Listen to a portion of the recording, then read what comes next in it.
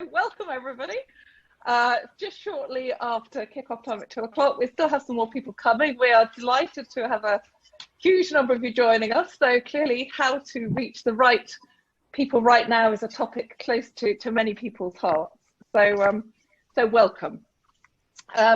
Also, we really appreciate that you are taking an hour out of your very busy schedules to join us today. We're going to do our absolute utmost to make sure that that time investment really is paying back for you.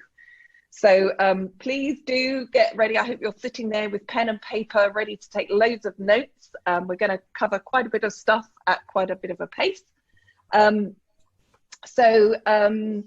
Be ready for that. We're also going to make it as interactive as possible for you. So if you find the chat box, that is the place where we'll be looking for you to make your contributions. So do find the chat box. In fact, let's test that out now. When you found the chat box, just send us a little comment, a little hello or something, so we know you're there. Oh, somebody's already done that. Well done, Emily. Thank you. That's a Kerry with a good spelling of Kerry there. Yes, absolutely. I thought you'd like that. Absolutely. It's the only way to go. Oh, this is so good. Everybody's on there. Fantastic. Right, so we found the chat box. That's what we're going to be using. The other thing I want to tell you about is, I've mentioned just to some of you when we were speaking on the phone earlier, is that to really help you take your learning from this webinar back into your business, Kerry and myself are both offering you a pro bono 30-minute session afterwards to take any particular part of this that you want to explore for your particular business, whether that's the PR side with Kerry or the marketing business side with myself, and we'll offer you a pro bono session to do that. So what I suggest is, as you're going through your notes and you're writing and you think, oh, didn't get that, or oh, that could be really relevant to us, pop a little star next to it in your notes, and then we'll know to come back to that.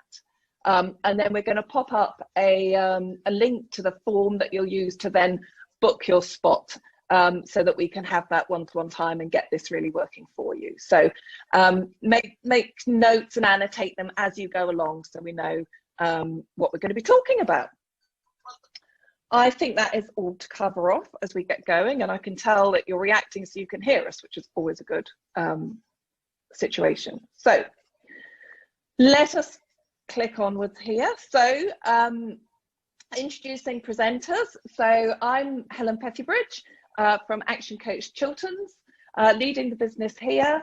I've been supporting the growth of Bucks SMEs for the last 4.5 years or so through profit building strategies, business building and team development type activities. Prior to that, I was a senior HR director with the likes of PepsiCo and other leading consumer brands. Spent time on the operating board of Walker's Crisps and Tropicana Juice. So between these two halves of career, I've certainly worked with businesses of all sizes. And then I'm joined today with Kerry Jane Hackling. So Kerry, do you want to introduce yourself? Yes. Hi, everybody. Thanks, Helen. I'm Kerry Jane Hackling. I run Cherub Public Relations. We're based in High Wycombe. We've been operating for over 17 years now, so hopefully we know a little bit about PR. We offer a really wide range of services, from PR, social media, copywriting. It's all part of the same sort of marketing activities, really. So yes, we do quite a lot of things with a lot of different companies, and we're hoping that you find today interesting.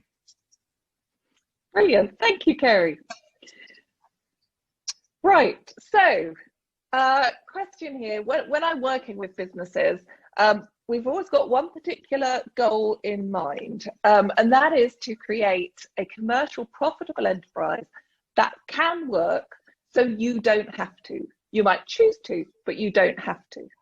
Now, some of you might not have even thought that's possible if you're, in a startup, in a solopreneur situation at the moment, but I can assure you, I haven't yet met a business where that isn't possible if that's a desire that you've got. We just need to work out how you need to grow it so that that can be the case. But for any business who's aspiring to be in this situation, and indeed anybody who wants to be running a business that's still running next year, one of the things that is absolutely critical is our marketing, which is why we're talking today about all forms of marketing with a particular focus on the PR. But today we are in a strange place, not one that any of us have encountered before. So I really like this diagram. It kind of illustrates where we've been, where we've come from, and actually now probably a little optimistic about where we're going. But many of you might relate to this graph. So, you know, back in January, February, I had high hopes for 2020. It's got a nice ring to it. It's the Olympics. Loads of great stuff happening. We had loads of milestone birthdays in our family. It's like, yay. And then we got into COVID, and then we got into lockdown, and went, and for a lot of businesses, things ground pretty much to a standstill. Not to everybody though. Some businesses caught a wave and have been relatively unimpacted. But for many of us, there's been some impact or another. So then in April and May, we were in this kind of lockdown phase. We were into survival mode. We were massively adapting, pivoting. How can we make the best of the situation? Readjusting our cost base. I'm sure a lot of you were doing all of these things. And then things started to open up again. You might have even managed to get away on a holiday in July, August. That was possible. And it was kind of who's going to be quickest off the blocks to make something of this new world where we are open again to an extent, but more distanced and more remote. Now, we were hoping actually when this diagram was drawing that path would continue. I think what we're seeing is a flattening out, and we're, you know, various parts of the country are into tier 3 type, almost pseudo lockdown. In Buckinghamshire, we're still tier 1, fingers crossed, long may that last, but we'll see. But as you look at this, you know, how we come out, how we approach that survive and drive phase really does determine what trajectory you end up on as a business. And you might be looking at these curves and thinking, okay, so yeah, are you battling it out in that blue line, that tough trading line? Or actually, if you caught a wave and you're now into buoyant trading? Or is this really, you know, we haven't found the right mix at the moment to survive in this. It's really tough and you're in that downward path. So just have a think, what path are you on now with your business? And what have you done to achieve, you know, what have you done to get where you are? If we've got some, if you're comfortable, please put in the chat box any changes you've made, how you've pivoted, what have you done to make the best of what we can do at the moment? So let's have some thoughts in the chat box there.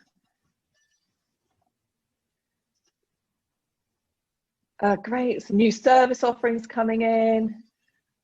Yeah, speed of reaction was really important back in the spring. The quicker people reacted, that the more chance of success there was to be first onto the new offerings. Really important.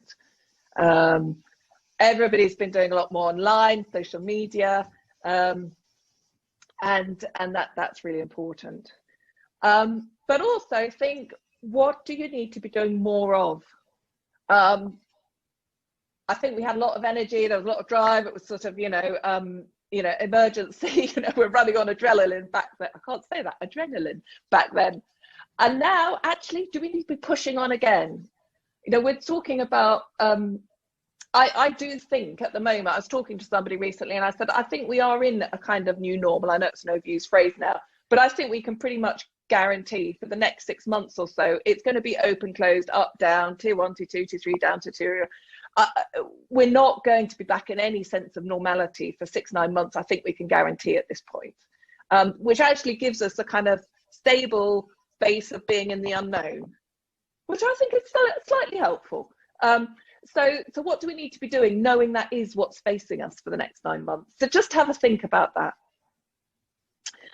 So with that context, then I know for a lot of you, in this context, there've been lower volumes, sales have been slower. We've seen that across a lot of businesses and sectors, which means profitability has been challenged for a number of businesses. So what I wanted to do was show you our 5 levers to increase profits. And you're going, yes, Helen, this is a marketing seminar. Why are you talking about profit? Well, A, I think we're all interested in profit. And B, I want to show you how critical marketing is to profits. So at this time, I know things are really tight financially, and I know, you know, we're pulling in, and we're unsure about what's happening with our businesses, etc. But the one thing we have to keep doing is marketing, because you're about to see it's your absolute lifeblood. So when I talk to businesses and business owners, and I want you to think here, so let's do a little quick, maybe just put a Y or a yes in the chat box or something. So do you know how many customers you've got? Do you know how much revenue you're taking monthly or yearly? And do you know what profit you're making on a regular basis?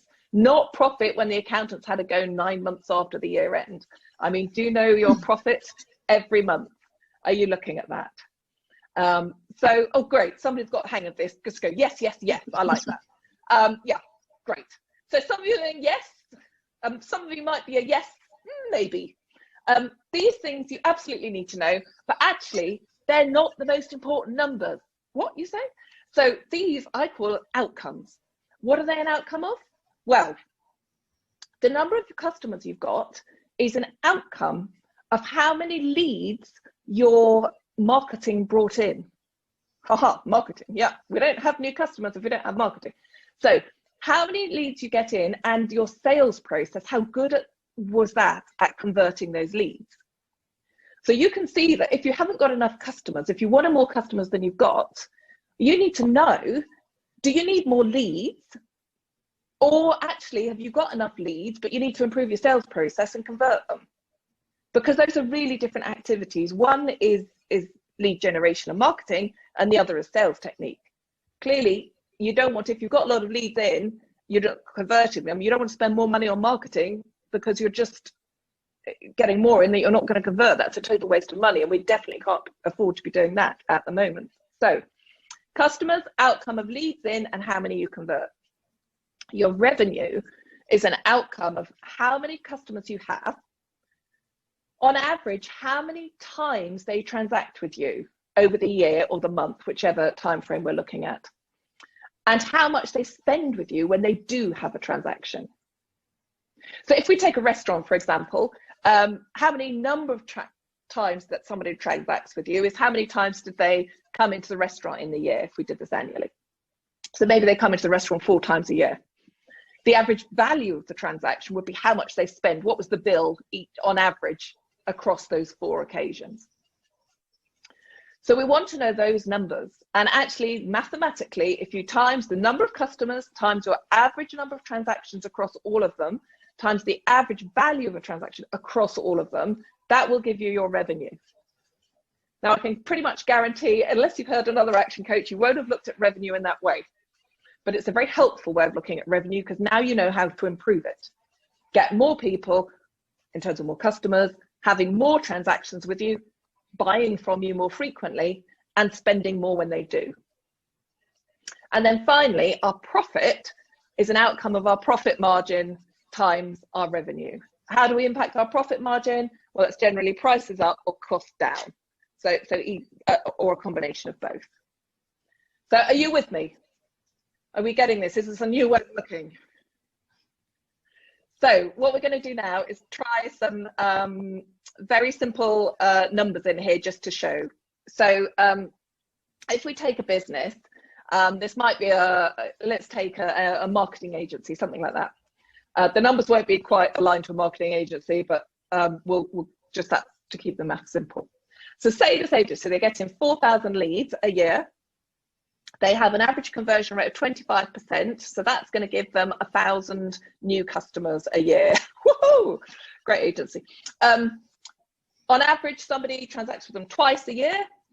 Their average sale is just £100. It's a tiny little project, which is why the numbers are not realistic for an agency, but I want to give those as examples. Gives us a revenue of £200,000. Their profit margin is 25%, which means they've got 50,000 profit. Now, don't worry, I know I'm whizzing through this because we've got a lot to get through. This is cover the stuff that we can go through slightly slower and look at these numbers for your business when we do your pro bono call afterwards. But what I want to show you is how important this is. So that's our starting point. That's where we were before. But what if we work strategies against these numbers? So marketing, our number of leads, this is the top of the funnel. This is where it's all coming in. So what if we have a strategy to bring in more clients? So we're going to increase our SEO ratings. We're going to do some more networking. We're going to create a strategic alliance with an accountant maybe who's got clients who need marketing. If we do those various different things, can we hope and expect to get 10% more leads across the year? So in that case, it'd be 4,004, an extra 400 with a 10% increase. The next thing we're going to do is look at your sales process. In fact, let's have a quick shout out. Who's got a sales process written down that they follow religiously for every lead that comes in? Quick yes in the box. Oh, I've got nope. So some yeses, the no's might be staying more quiet. So when you've got that, as soon as you put a process in, you automatically, I can guarantee, will increase that conversion rate. So if we have a conversion rate increased by 10%, we're not adding 10%, we're just multiplying it. So it goes to 27.5. Now we've got ourselves an extra 210 customers. You can believe my maths, or you can do the calculator a bit later on if you like. It's true. Now we want to increase our transactions. So how are we going to get our customers coming back for more services from us more frequently? You know what we're going to have to do that? We're going to have to do some more marketing. We're going to have to make sure they know about all the different services that we offer. How many of your clients know every different service that you offer, or do they just buy one of them at the moment? If all of your clients knew about all of your offerings, do you think you would get more business? So we're going to increase that by 10%. I can just hear something different in my ear. Are you still hearing me? Kerry, can you still hear me? I can, yes. I've muted myself, so I don't know if that's why, because okay, the band's turned up. That's fine. I just didn't want to be talking for the next half hour on my own. No, you're good, you're good. Okay, so when we multiply that through, look, we've got an extra 92,000 on our revenue. We're going to go increase our profit margin because we're going to put our prices up. Let's have a quick check. Who's put their prices up in the last 12 months?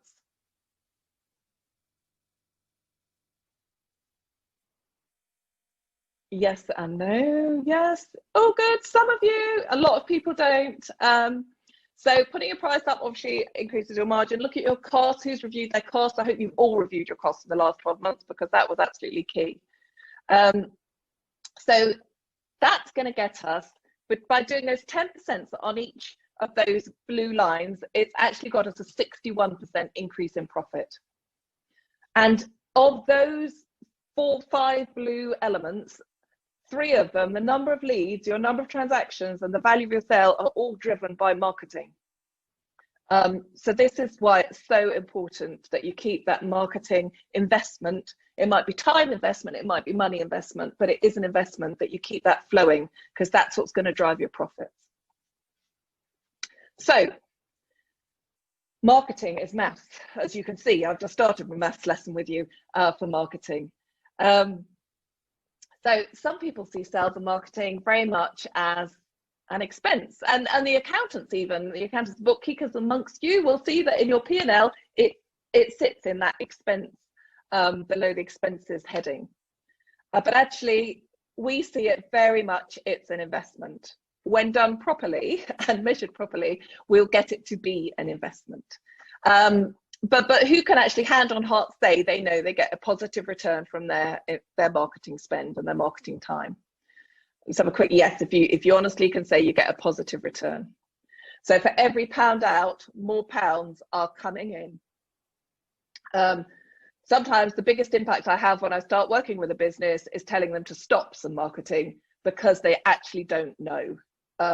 Or indeed, we look and they're absolutely not. I had one, it was a garage actually, they were doing an £800 a month full page glossy spread in a magazine. And I said, how many leads have you got from it? He said, I don't know. So we'll measure it next week, you know, the next month. It was almost long. Absolutely none. So that was a real quick way of saving £800. So no, but are you tracking it?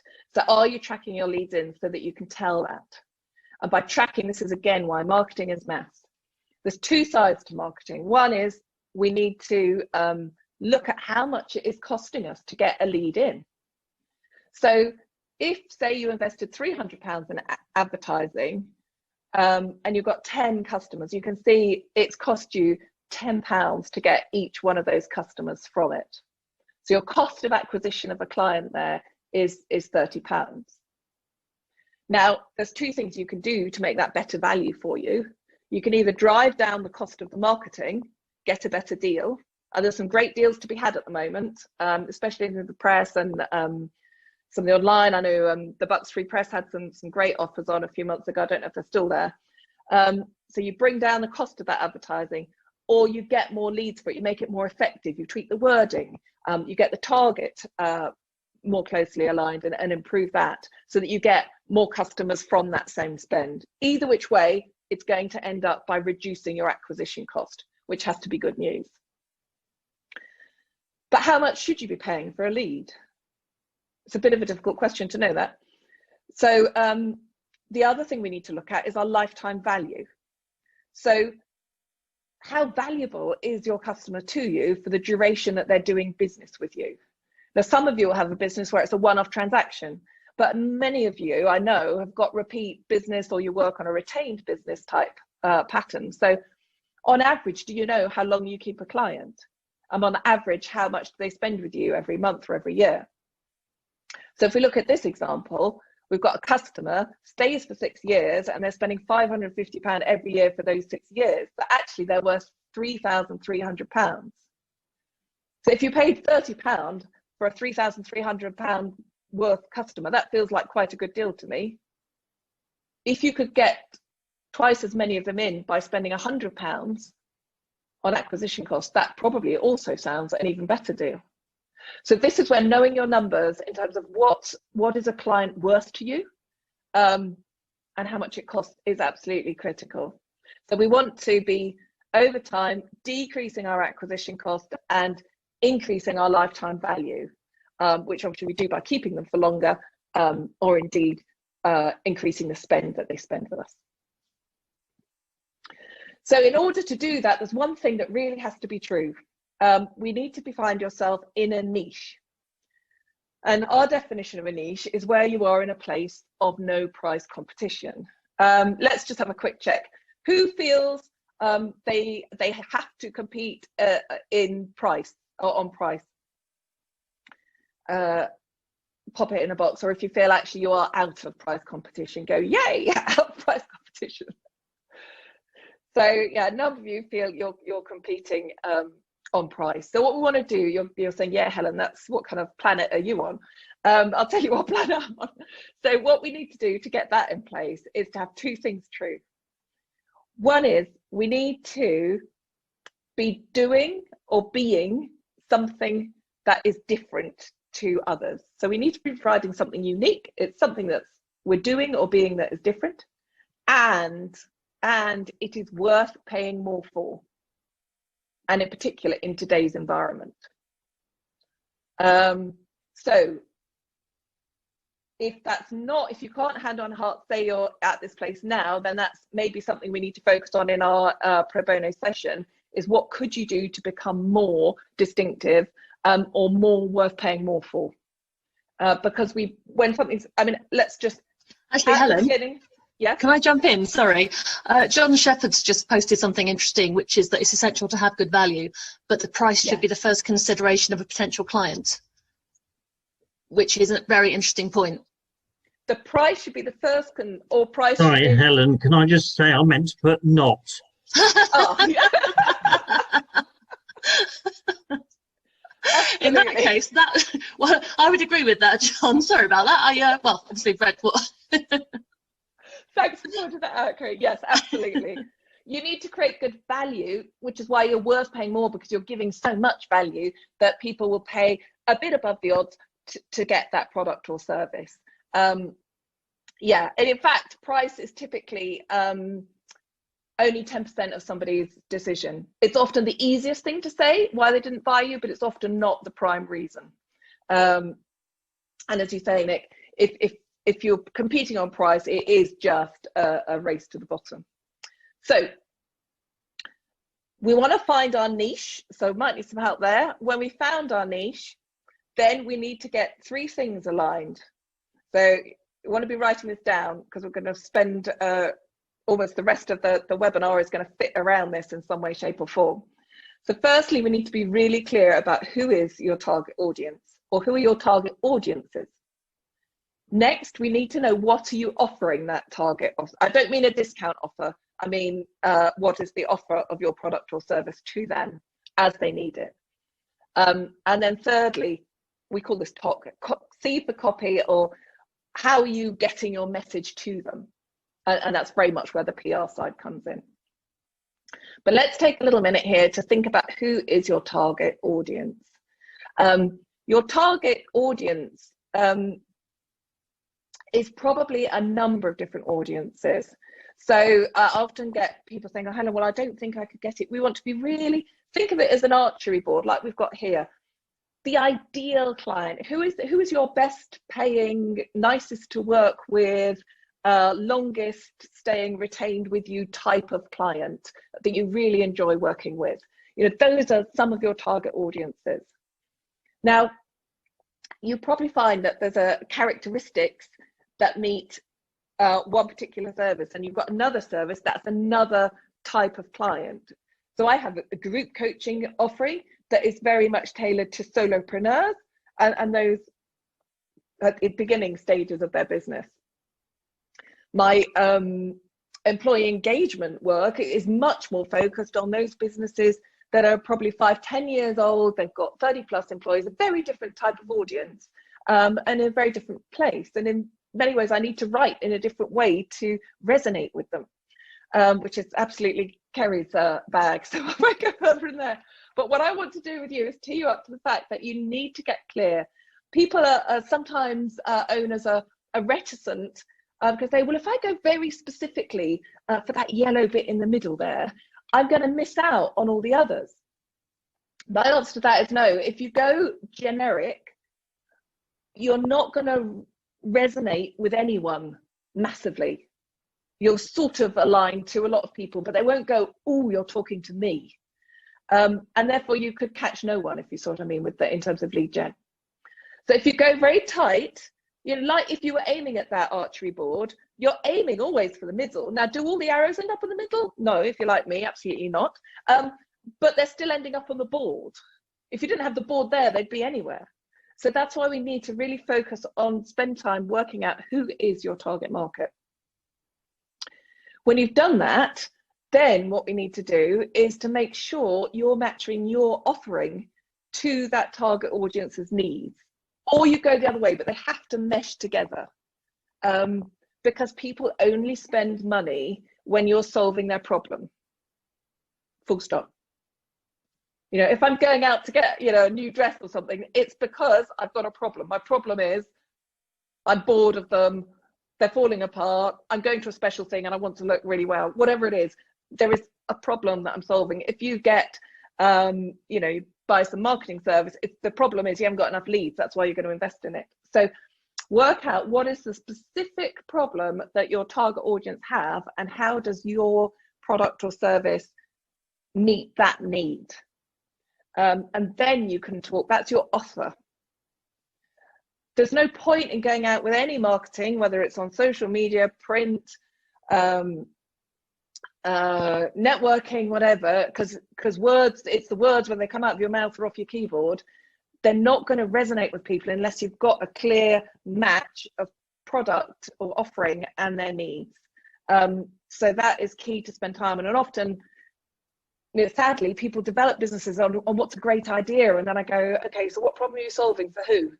Ooh, I'm not sure. So get really clear on that.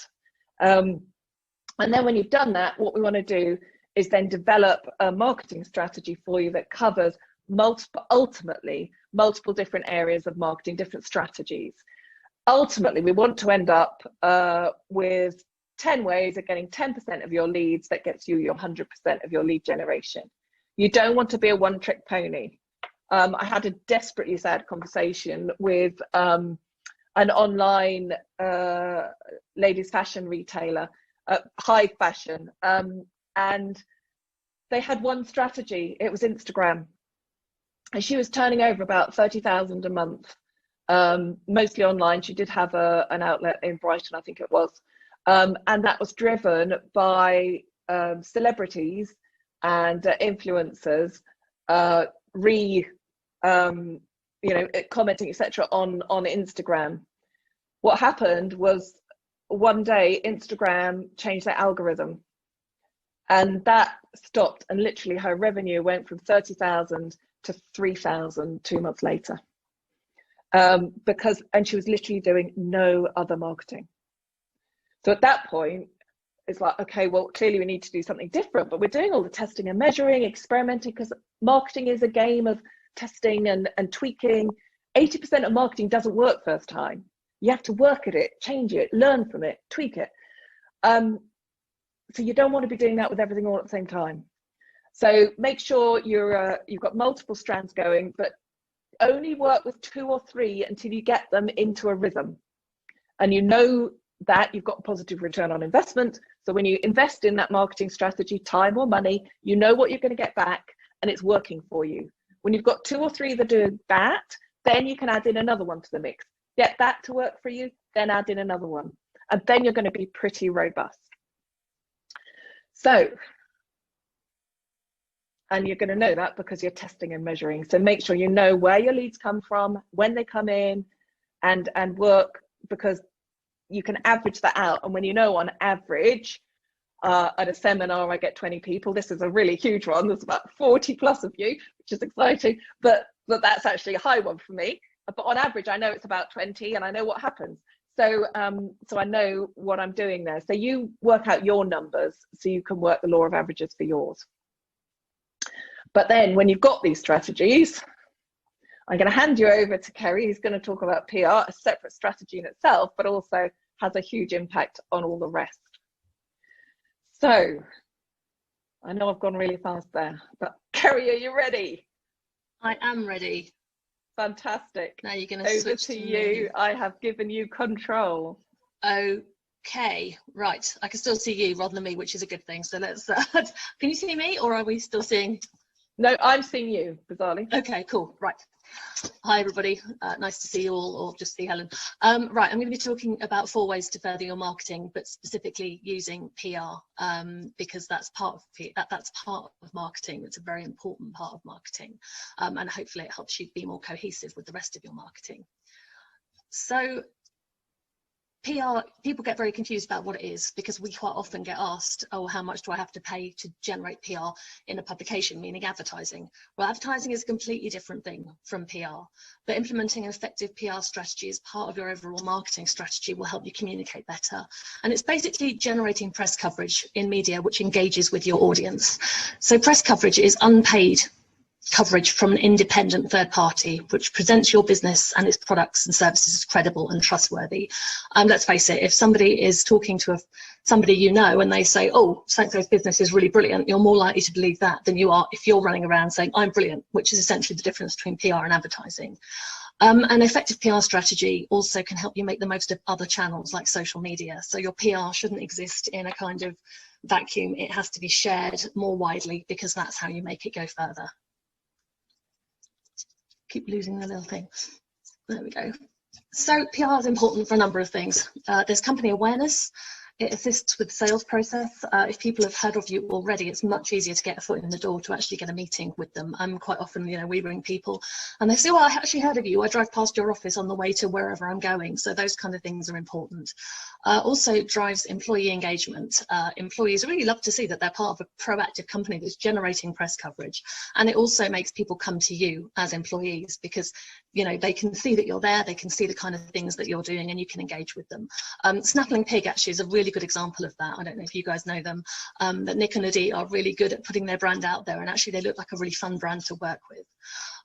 It's also credibility. As I've said previously, it's about how other people see you. If you're given a third-party recommendation, you are perceived as a much more serious and more credible company, and it does a lot to position you as an expert company with great reviews. It's also cost-effective. I'll come on to this, but if you pay £1,000 for advertising, you get your page, you get whatever it is that you've paid for. If you pay £1,000 for PR, it can go wherever. I mean, we had a client that we were working with on her book launch. We got her on the Daily Mail online. We got coverage from the China Daily Post. We got coverage in India. We had phone calls from Australia. I mean, you know, she couldn't have paid for that publicity through advertising. It was all through PR. So it goes as far as you want it to, and like I say, it's much more cost effective because of that. Very slow. There are 3 types of PR to consider. I personally think there's only one, but this is the overall thing. So there's owned PR, which is stuff that you own and you create. So it's content strategically placed within a news environment. So it could be an advertorial. It looks and feels like a news item or article. It's content appearing on websites, mobile. So it's stuff that you create, stuff that you own. Paid promotion, just skipping across there, is advertising. So that's page search and display ads, paid influencers, paid content promotion, social media ads, those sorts of things. The thing that we focus on is earned PR. Oh, where's that gone? I don't know where that's gone backwards. I wasn't even touching the screen. Sorry, that was me. I was sneezing and I tried to go on mute. How do I go? Oh, I need to go back to the previous one. Sorry, everyone. It's disappeared. Okay, I'm going to just talk then. So paid, has it gone? It's gone back, right. So we do earned PR, which is newsworthy content published on core news channels. So that's newspapers, magazines, broadcast media, and that includes social sharing, mentions, posts, retweets, and reviews. So our stuff is very much, I mean, what you read in the newspapers, if anybody reads the Sunday supplements, about 80% of what's in there is actually placed by PR agencies. It's not stuff that journalists have gone out to find, it's stuff that we have pitched to them. The same goes with trade media. You'd be really surprised at the amount of articles that you read that have contributions from people, and you maybe think the journalists have gone out to find them or they've paid for it, but actually it's placed there by PR people or by people doing their own PR in this case.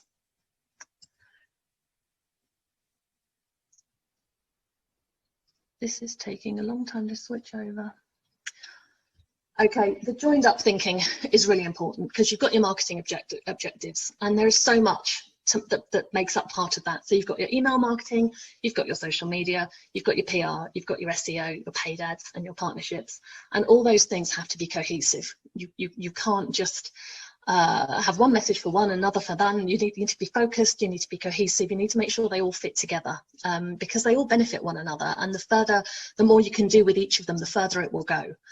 They don't stand in isolation, they have to work together, and that's really important to remember. So PR is just one of those things, but hopefully it feeds into everything else so you can make the most of the opportunities. Before you start anything, you've got to agree your key messages, which Helen covered briefly before. But what does your business stand for? You know, what are your values? Are you fun? I mean, you look at the brands that you buy into, look at who you work with, look at the reasons that you buy into them, and then apply those reasons to your own business, how you want to be seen. And look at why your customers buy from you as well. Ask your customers, because they're the people that are going to know, because you've got an idea in your head, but actually a conversation with your clients saying, what is it that attracted you to us is really important. And what do you want them to understand about your products or services? One of the things that we've encountered before is customers who we talked to a software company. They make HR software, which they want to sell to HR departments, but they really were convinced they were a software company.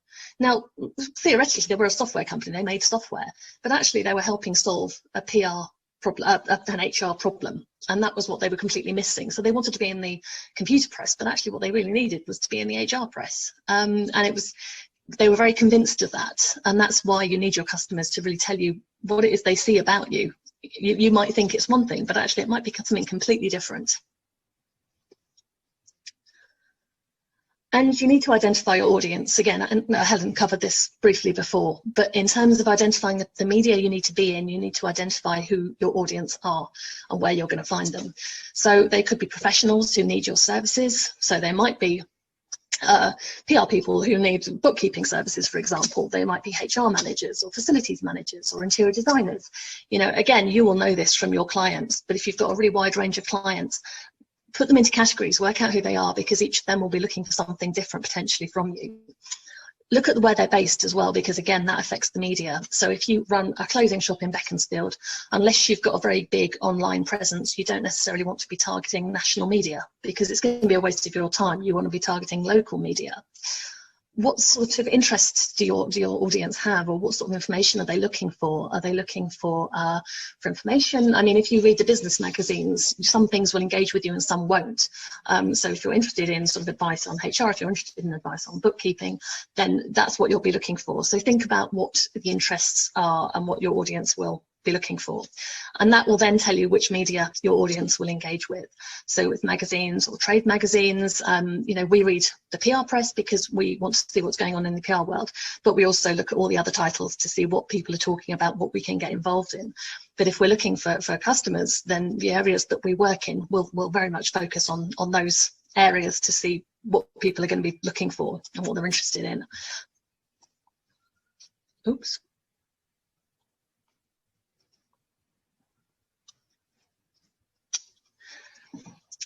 And you need to be using the right channels, not just in terms of the media, but in terms of the website, social media activity and other marketing activity. You need to make sure that it all reflects your brand values properly, that you're using it properly. You need to make sure it's reaching your target audience. And I mean, sometimes actually what you'll find is that we've had clients before who haven't had to try that hard to reach their target audience because they've been contacted by people going, not even their customers, but just by people that they know, saying, oh, I saw you in this magazine the other day, I saw you in that. And that's always a really good way of telling whether it's working or not. But you can tell, but you need to be able to reach those target audiences using the right channels. And does it have, as Helen said, you need to be able to make sure it's having an impact on the desired outcomes and that it's generating inquiries or whatever it is that you want to generate. And what other channels are you not making the most of? We spoke to a guy the other day who really, really, really hates Twitter. Now, he needs to be on Twitter, but he doesn't want to be on Twitter. So we're having to convince him that that's the right place to be. But don't, you know, look around you. I mean, some people TikTok's working, some people Instagram. You know, look at those channels. Find out what your clients are engaging with. Again, it comes back to the clients you have and what you can find out from them. I think I might ask you to be my PA here, Helen. That's fine. just raise the hand and I'll do it. Right, so before embarking on any PR activity, you need to know what your objectives are, because otherwise you can't measure whether it's successful or not. What are you setting out to achieve? Is it website traffic increase? Is it awareness? Is it sales? Sometimes what you'll find, or what we find actually, is that some people approach us wanting PR, but actually it's an ego thing rather than a sales thing, which is fine if that's what they want. But actually they think it's about sales, but actually it's about ego. So we had a client who wanted to be, really, really wanted to be on daytime television. We got him on the Victoria Derbyshire show, which was fantastic. But actually his target audience weren't watching the Victoria Derbyshire show, they were all at work. So it wasn't going to have a massive impact on awareness with the right target audience. And if that's what he wanted, then, you know, fine. But we did have to say to him, you know, your target audience are working at that time of day. But, you know, go with it. You need to decide how you're going to measure your activity as well. So customer services, backlink inclusion in coverage. You need to look at how many people are visiting your website, set up website analytics, how many people are sort of start following you on Twitter if you've got a Twitter account, how many connections on LinkedIn. All those things and things you need to be looking at as part of your objectives. Helen. I quite like this PA thing.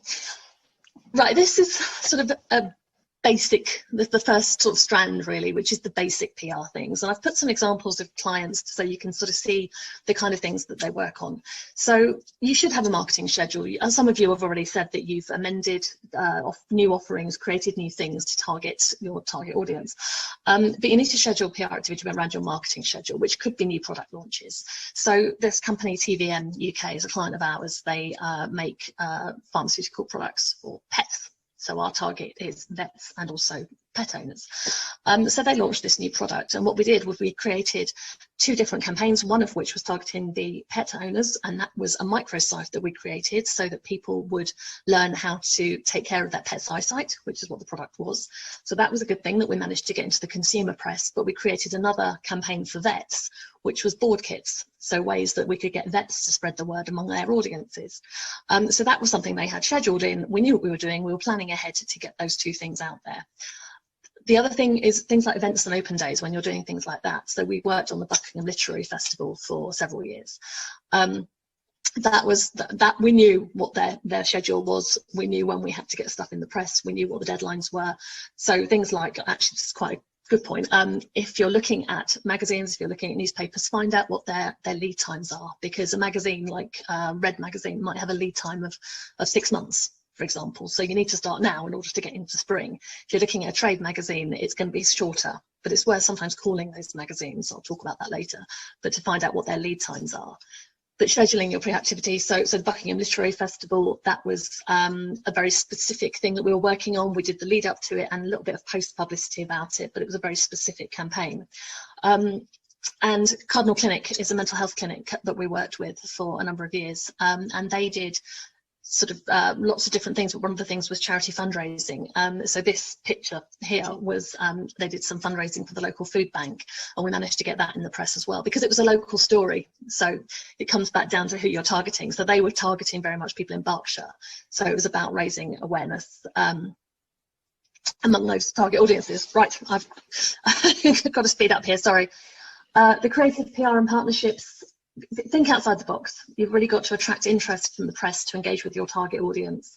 This top picture represents a potential client we were working with. It was an animal petting zoo. They wanted some ideas for how to promote themselves during Halloween. So we came up with the idea that they should have a sleepover, or at least a day where children could turn up and play with sort of scary animals like tarantulas or snakes, rather than playing with sort of fluffy animals that were really cute, because that would have been a really interesting thing to engage with the press on. Sane, we created a partnership between the charity itself, it was a mental health charity, and the production company who, or the distribution company who distributed the film Beautiful Mind, so we could raise awareness of schizophrenia and mental health issues. And we worked with the media to generate publicity. There's quite a lot more to that story, but I don't have time to go into it right now. And TVN UK as well, like I mentioned earlier, we do a lot of work with them targeting vets, and we come up with campaigns targeting their vets, targeting consumers, whether it's about eye health. You know, we contacted the Veterinary Poisons Association recently to work with them to get some more publicity about poisoning over Christmas. So we got some stats that we could use, and we sent out press releases to people to make sure that we were making the most of the opportunities that we had with that organisation. So think about partners you can work with, think about organisations you can tie in with. Is there another organisation which is providing a kind of counterpoint to yours that you can work with to present something?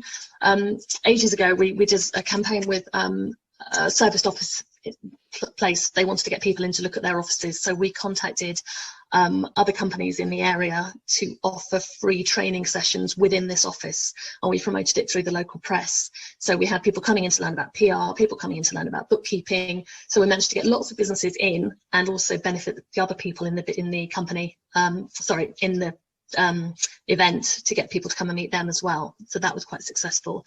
So think about partnerships, think creatively, think big. Even if it might be something that you're thinking, oh, that's never going to work for my company, you can scale it down a bit, and if you just talk about it, talk it through, you'll see what comes up. I feel like I'm racing through this now. Thought leadership is another thing that's really useful. Thought leadership is basically getting commissioned articles in magazines, in trade magazines.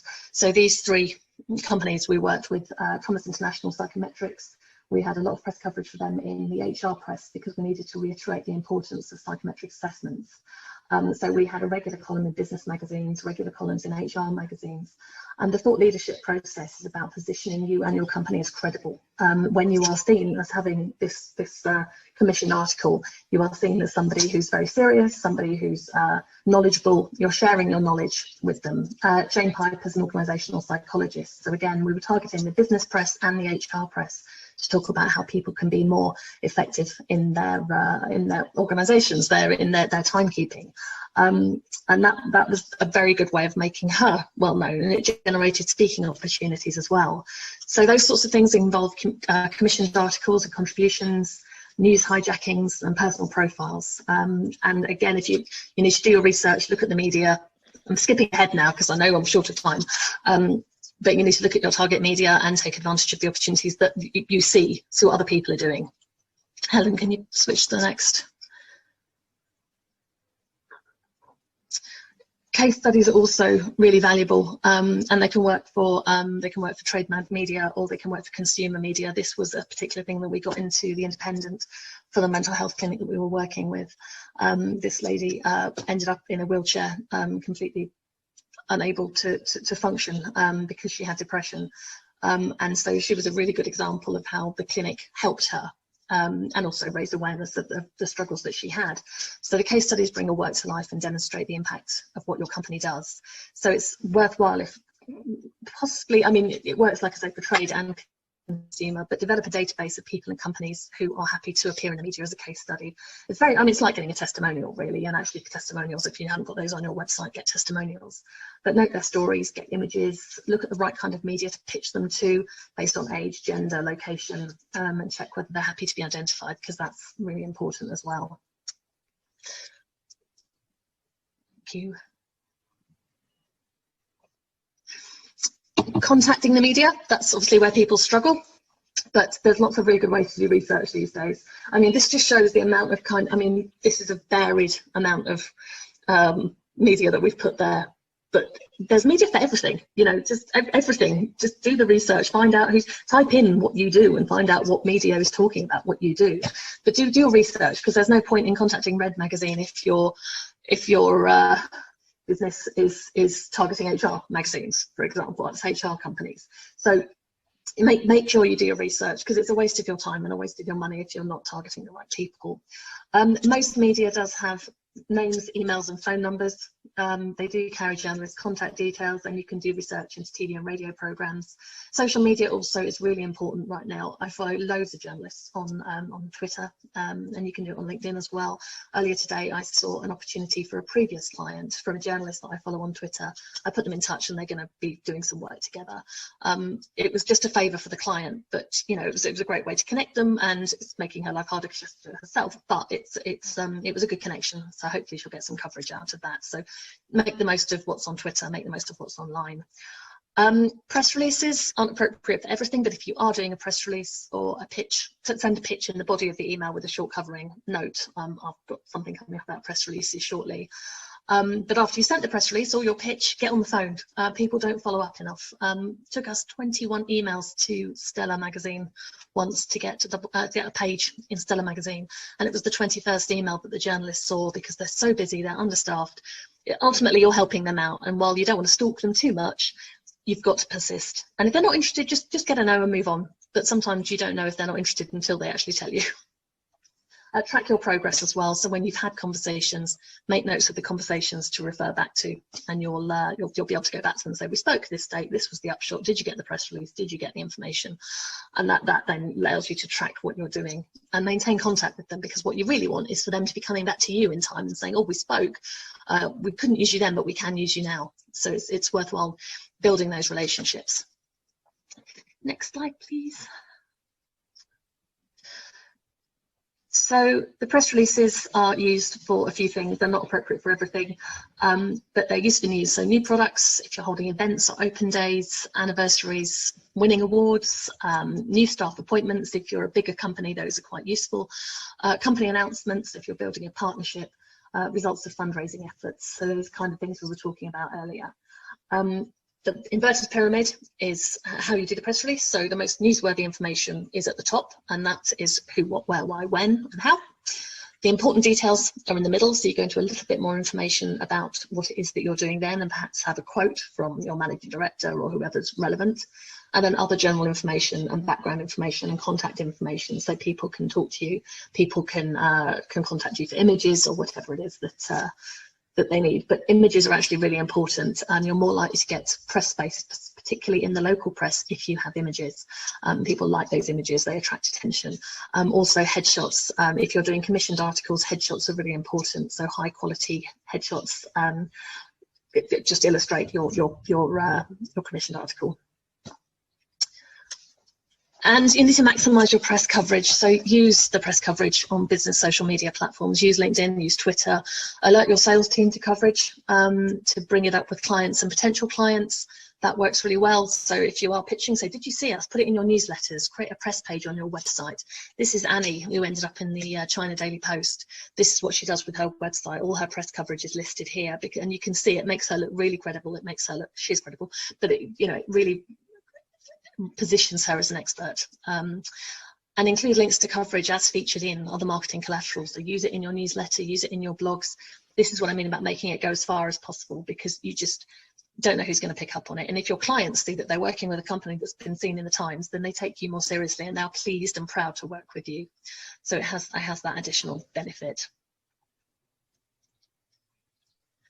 Thank you. And again, social media, look at your options, look at what's right for you. Not everything is right for you. We don't use Instagram, for example. We don't really use Facebook, but you'll be able to, you know what your clients are using. Ask them, work out your hashtags, work out what you're doing. So like PR, marketing, your potential clients you're looking for, which might be accountants or stylists, the areas that you operate in. You can use creative or popular hashtags. So we use PR advice quite a lot. We use seminars, webinars, you know, depending on what we're doing. Engage with your audience. Don't just pump out promotional stuff. Talk to the people. You know, say thank you if they're retweeting. Take advantage of the contacts with them to make friends with them, which we do a lot. Actually, we've got some really good contacts now on Twitter, just because we're talking to them, engaging with them. And generate your own content. So blogs, press coverage, photos from events, press releases, videos. Videos are a really good way to move things along now as well. The more videos you can have online, the better. But do your best to keep it current, keep doing it, don't give it up. I have to say we're really bad at it ourselves because we're just so busy, but we should be doing blogs regularly. If you're going to commit to doing one every 2 weeks, then do one every 2 weeks. And if you can't do it, then don't do it. But if you are going to do it, really commit to it.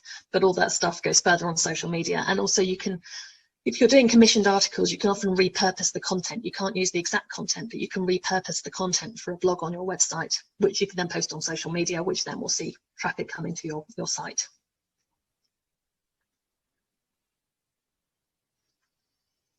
And maximize your channels. We talked a bit about channels before, but all these different organizations are organizations that I contribute to. So Spotlight, I'm a contributing editor. I give them an article every couple of months. I've done blogs for James Roller Associates. I'm a member of Cat's Pajamas. They do interviews with us and blogs and webinars. Mind Over Matter has interviewed me for their regular blog. So look at what else is out there that you can get involved in. There's going to be so much stuff out there. So identify the channels and develop campaigns around them. But, you know, we use guest blogs all the time, actually. So if we've got something relevant, we will say to people, oh, would you mind coming on and doing a guest blog for us? Which, again, you can then promote through social media.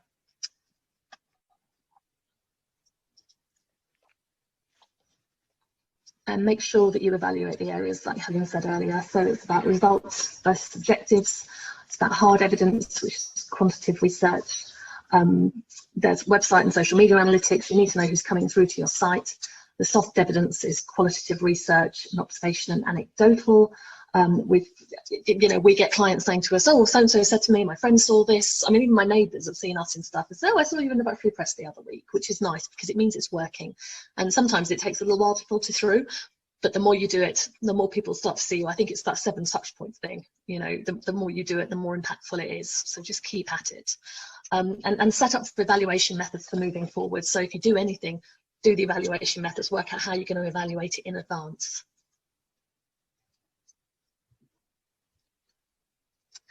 And final thoughts, I feel like I've really whizzed through that, so hopefully the half-hour brainstorm, if anyone takes us up on that, is going to be really useful. Fingers crossed. Make it part of your marketing strategy. It's so important. Do intensive research into the right media for you.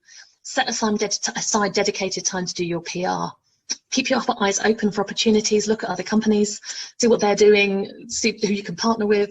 Be persistent and be patient, because it's not magic. It's not overnight. The lead times can be quite long.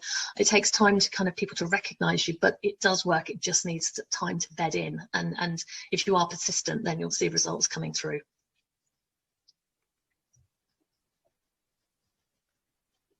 And finally, if your company needs you, it needs you to do your PR, it needs you to do your own marketing. And for long-term success, it's something that you really need to focus on. And unless you pay someone else to do it, you're going to have to do it yourself, even though you might not want to, because people get shy. But get over that and just do it. So what I would urge you to do is one of our favourite sayings is we can inspire you. Hopefully we've provoked some thoughts with you between us. But actually, if it stays in your notebook and nothing happens, nothing is going to happen in your business either. So really think about what action, if you don't have to go straight into another meeting right now, then take a few moments and write down what actions, what are the top 3 things, say, are you going to take action on, having from what you've learned here with us today.